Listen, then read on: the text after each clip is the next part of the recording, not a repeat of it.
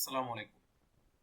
আজকে আমরা mechanics of machinery 1 supervising কোর্সের ক্লাস 2 নিতে যাচ্ছি। তো লাস্ট ক্লাসে আমরা লঙ্গিচুডিনাল ভাইব্রেশন নিয়ে পড়ছিলাম, এটার একটা সূত্র প্রতিপাদন করছিলাম। আজকে আমরা ট্রান্সভার্স ভাইব্রেশন করব এবং এর একটা সূত্রের প্রতিপাদন প্লাস হলো আপনাদের একটা ম্যাথও আমি দেখাবো। হ্যাঁ, লঙ্গিচুডিনাল ভাইব্রেশন এবং ট্রান্সভার্স ভাইব্রেশনের একসাথে সমন্বিত একটা ম্যাথ দেখাবো। হ্যাঁ, তাহলে আমরা শুরু করি। তো প্রথমে আমরা যে জিনিসটা শিখবো সেটা হলো natural frequency of the free transverse vibration. তো ট্রান্সভার্স ভাইব্রেশন আমি কি বুঝাইছিলাম, লঙ্গিচুডিনালে হলো শুধু উপরে নিচে বাঁকাবাকি করবে। হ্যাঁ, আর ট্রান্সভার্স ভাইব্রেশনে হলো জিনিসটা এরকম ভাবে সামনে পিছনে যেতে পারবে। হ্যাঁ, সামনে পিছনে যেতে পারবে। আবারও বলতেছি, লঙ্গিচুডিনাল ভাইব্রেশনে শুধু নিচ দিকে অথবা উপরের দিকে যাইতে পারে, মানে অথবা বলছি কিন্তু। হ্যাঁ, এটা কিন্তু বুঝতে হবে। আর ট্রান্সভার্স ভাইব্রেশনে উপরে নিচে একসাথে যেতে পারে। হ্যাঁ, একসাথে যাবে। ওকে, মানে কি একবার উপরে একবার নিচে, একবার উপরে একবার নিচে। কিন্তু লঙ্গিচুডিনালে হয় নিচে যাবে নাইলে হয় উপরে যাবে, বলের দিকের উপর ডিপেন্ড করে। আশা করি বুঝতে পারছো। তো এখন ট্রান্সভার্স ভাইব্রেশনের প্রমাণের জন্য আমরা এখানে একটা ক্যান্টিলিভার বিম নিছি। হ্যাঁ, ক্যান্টিলিভার বিমের গঠন তো তোমরা জানো, একসাথে একটা ফিক্স থাকে, আরেক পাশে হলো ফ্রি এন্ডে একটা বস্তু ঝুলানো থাকে। তো এখানে একটা বস্তু আমরা ঝুলাইছি, এফ মাস বিশিষ্ট একটা বস্তু ঝুলাইছি যার ওজন হলো ডাব্লিউ। এখানে এই যে এম মাস ধরছি আমরা, হুম, এই এম মাসের তোমার কিন্তু এটার মাস কিন্তু নেগলিজিবল। এম মাসের কি নেগলিজিবল, মানে মাসটা কাইন্ড অফ নেগলিজিবল ধরা যায়। ওকে, তো নেগলিজিবল যদি ধরি তাহলে আমরা যে W equal to M G count করি, যেটা নিচের দিকে সবসময় কাজ করে, সেটাও কিন্তু আমরা নেগলিজিবল ধরতে পারি। সেটা কি ধরতে পারি? নেগলিজিবল ধরতে পারি। আশা করি বুঝতে পারছো। ওকে, নেগলিজিবল ধরতে পারি। তো এখানে দেখো, এসটা হলো let S equal to stiffness of shaft. Stiffness মানে কি বুঝো? স্টিফনেস মানে হলো যখন কোনো বস্তুর উপর বল প্রয়োগ করা হয়, সেই বস্তুটা কতটুকু সেই বলটাকে প্রতিরোধ করতে পারে সেটাকে বলা হয় স্টিফনেস। বাংলা ভাষায় বললাম। হ্যাঁ, মনে করো একটা রাবারে আমরা যদি নর্মালি টানি, তাহলে কিন্তু এটা ইজিলি বেঁকে যায় বা ইজিলি এটার পজিশন চেঞ্জ হয়, তাই না? তাহলে এটা স্টিফনেস খুবই কম। কিন্তু একটা লোহাকে যদি আমরা টান দিই, দুই পাশে বল মানে দুই পাশে হাত দিয়ে টেনে ধরি, তাহলে এটা কি এটার দৈর্ঘ্য কি পরিবর্তন হবে? কখনোই পরিবর্তন হবে না, সহজে পরিবর্তন হবে না। পরিবর্তন হবে বাট অনেক বল প্রয়োগের ফলে। তাহলে এটা স্টিফনেস হলো অনেক বেশি। ঠিক আছে, তাহলে অল্প বল প্রয়োগ করলে যদি সেটি বড়ভাবে বাঁকে, তখন এটাকে বলা হয় কি হাই স্টিফনেস। আর যদি কম ভাগে পাবে, তখন এটাকে বলা হয় কি লো স্টিফনেস। ঠিক আছে, সরি উল্টা বললাম। যদি কম ভাগে কম বল প্রয়োগে বস্তুর তোমার দৈর্ঘ্য পরিবর্তন বেশি হয়, ঠিক আছে, কম বল প্রয়োগে যদি দৈর্ঘ্য পরিবর্তন বেশি হয়, তখন এটার স্টিফনেস কম।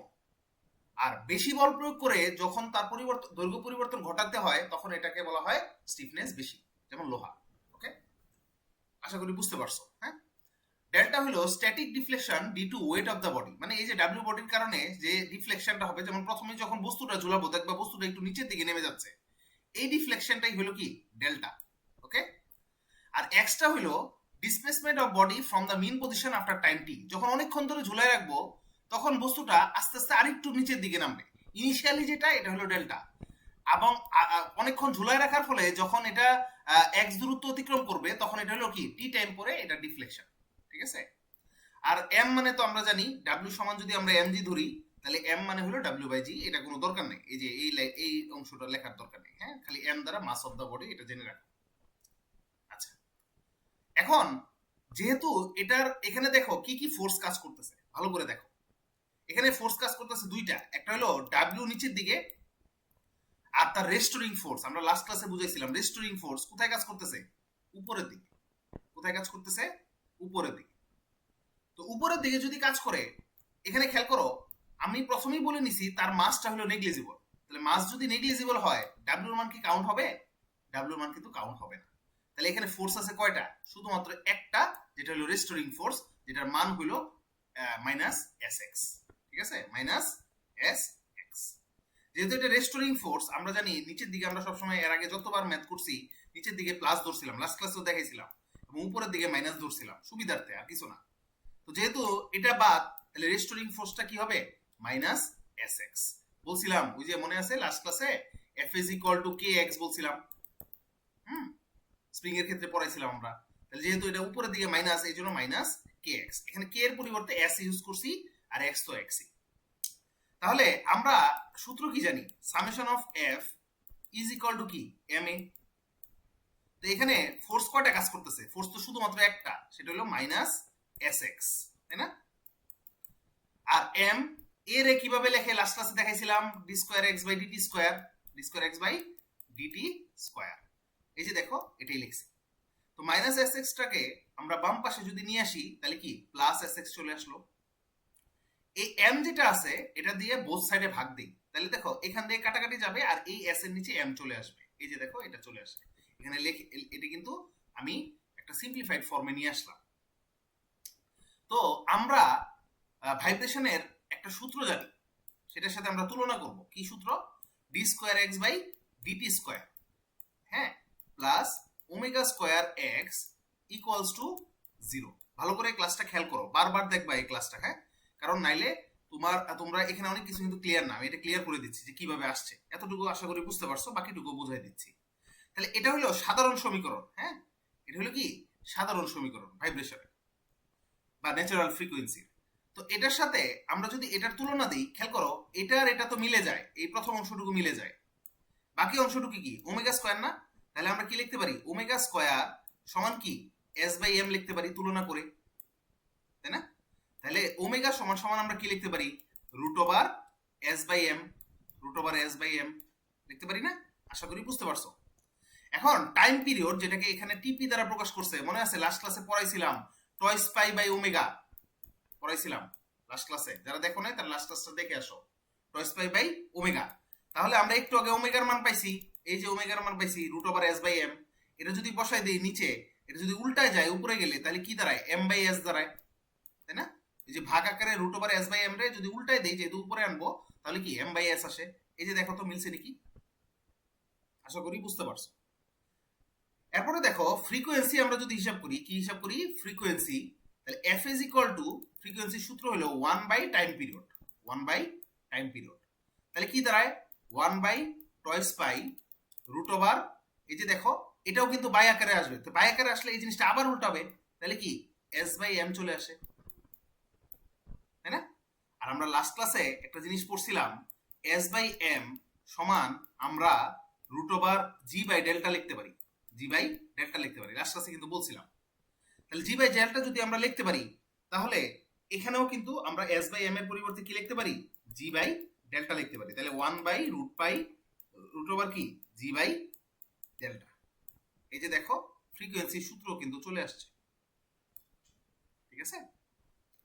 এখন এই যে 1 by twice pi root over g, এই অংশটুকু যদি আমরা ক্যালকুলেশন করি তাহলে আসবে হলো 0.4985, এই অংশটা আসবে।